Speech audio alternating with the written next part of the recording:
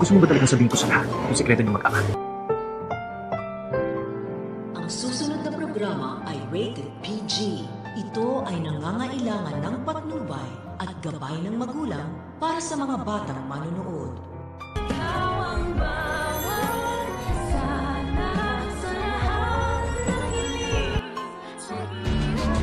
Kanino ba meron pa siyang ibang asawa dyan? O anak?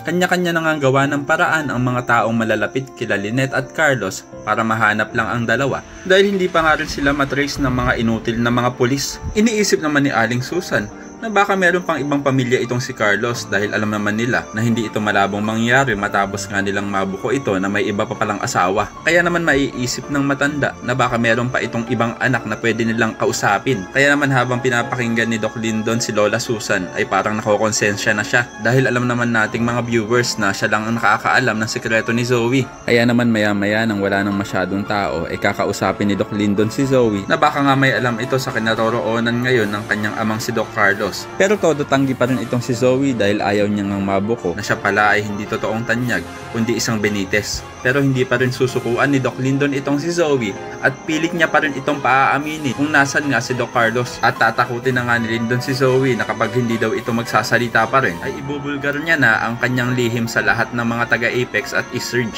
Pero ang tanong, kumuda na nga kaya itong si Zoe? Yan ang dapat nating abangan. Samantala, pinagpapatuloy pa rin ni Lynette ang ginagawa niyang pang-uuto kay Doc Carlos dahil ito na nga lang ang tanging paraan upang matakasan niya ang peking asawa. Kaya naman maiisipan ni Lynette na bakit hindi niya ipagluto ang kanyang asawa ng paborito nitong sinigang. Pero espesyal ang ulam na ito dahil lalagyan ito ni Lynette ng isang gamot na magpapatiklop dito kay Carlos. Wag lang talaga siyang mahalata ni Doc Carlos dahil alam mo naman si Carlos, masyadong malakas ang kutob sa mga ginagawa ngayon ni Lynette. Kaya naman kung isa ka rin sa mga umaasang magtagumpay si Lynette sa kanyang masamang plano dito kay Carlos ay pakilike ang video na ito and don't forget to subscribe. Thanks for watching and see you next time. Bye-bye!